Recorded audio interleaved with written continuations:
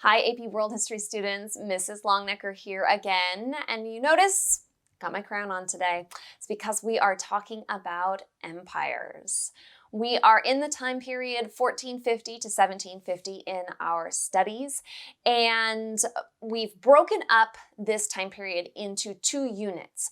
Unit 3, which deals with the land empires, and Unit 4, which deals with the transoceanic connections and the maritime empires. But before we get into specifics from either of these units, I want to say quickly that it's really helpful to remember as you're studying world history that these things are happening at the same time and that these processes are overlapping.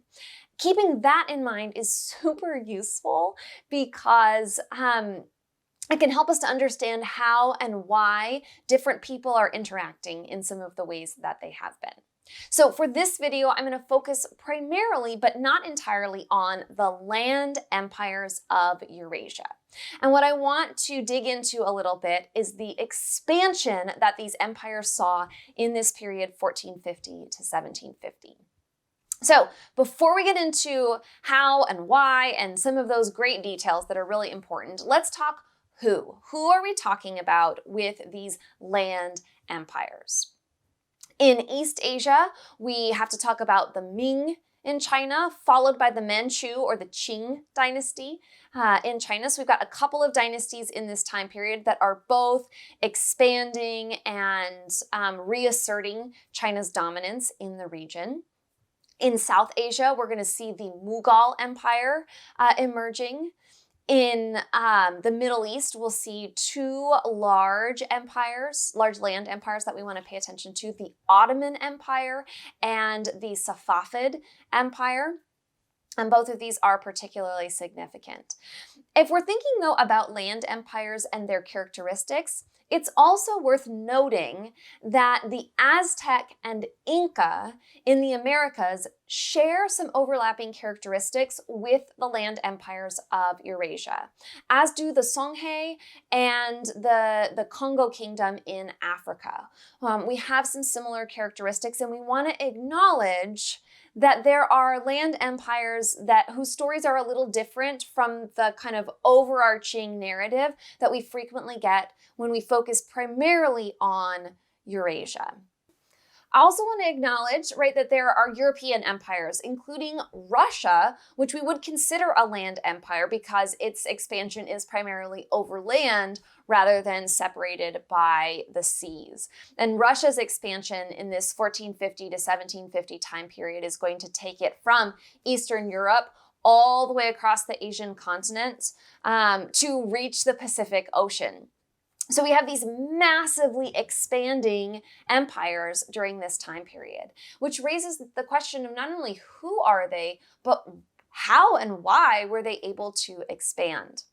And one of the most common explanations for this given by your history books deals with gunpowder. Now, we know that gunpowder had been invented in China in the 900s, so gunpowder is not a new technology in these empires, but it's the use of gunpowder in military weaponry, particularly the use of cannons, that revolutionizes warfare and allows these empires to expand significantly.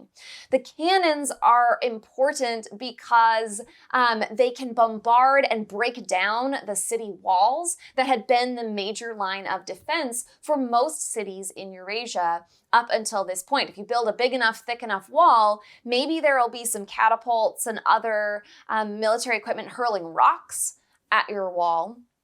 But as soon as you get cannonballs, metal balls being hurtled much, much faster through the use of gunpowder, the defensive qualities of these walls are much less significant. And so states that were weak politically and didn't have sophisticated military structures of their own weren't as successfully able to defend against the use of these new weapons. It is also true that some of these states had their own navies. The Ottomans, for example, have a fairly significant navy, and the cannons can get put on ships. So we're going to see armed naval vessels with much more sophisticated sophisticated weapons through the use of gunpowder, both expanding and defending their borders on land and on sea, as well as protecting their economic interests. And we're going to come back to this idea much more specifically when we add the Europeans into the mix and start talking about the maritime empires. Because not only did empires expand their territory and need to protect the land that they conquered, but they also were expanding their connections through trade and protecting those economic lines, those supply lines to and from major markets or supplies of resources was a really critical thing for these empires to be able to do. And so the technology has finally overtaken the previous defensive technologies that had existed, and now states that have and use gunpowder as the basis of their militaries are highly effective.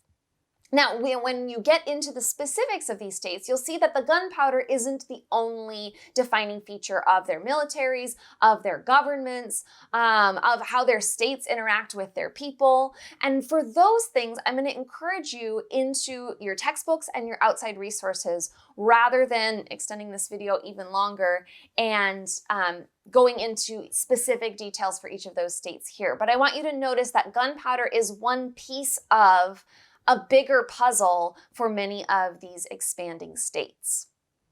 This is also a good place for me to pause and acknowledge that by the 1450s, both the Aztec and the Inca empires, which we're counting as land empires, have expanded into fairly close to their greatest extent by that point. And both of those states did so without gunpowder technology at all. Gunpowder technology was not developed independently in the Americas. It was brought to the Americas after the European voyages of exploration and the conquistadors and other conquering forces of the Europeans that we'll tackle a little bit later on. So some empires were expanding and were developing without this technology, though they had some other similar characteristics. Other things that we need to keep in mind about these expanding empires is that there is a limit to how far any of these empires could expand. And that limit was often the point at which they encountered other states with similar technologies, similar military prowess, who made it impossible for them to expand any further. And so we see oftentimes these empires are kind of butting up against each other if you look at them on a map. And this butting of heads, this connection along border lines, in some cases led to an increase in rivalry between some of these states. One really good example to think of are the Ottomans and the Safavids. The Ottomans and Safavids share a border in the Middle East, and you can take a look at the map and see where that is. And the leaders of these two states came from different branches of Islam. The leaders of the Safavid state were Shia Muslims, and the leaders of the Ottoman state were Sunni Muslims. And so as they have this political rivalry, right, each state is trying to expand and they come into contact along their shared border with one another. They also then, that political rivalry is connected to a religious rivalry between these sects of Islam. And we see that it then serves to deepen that religious divide. So the political conflict makes the pre-existing religious conflict even worse. And up until the Ottoman-Safavid rivalry, the conflict between Sunni and Shia Muslims was present, right? There was a distinction and a difference between these two sects, but they weren't necessarily enemies of one another. But as the political states begin to fight for control of territory, we also see that religious aspect deepen, and the conflict between the two sects of Islam is an ongoing conflict even into the 21st century. So this is just a quick overview of some big topics relating to imperial expansion. What I would strongly encourage you to do as you study is to pinpoint specific examples that go along with each of these big ideas and include those into your notes using either your textbook or outside resources that you are connected to through this video. Thanks for watching, everybody. I hope you have a great day, and I'll see you in the next video. Bye.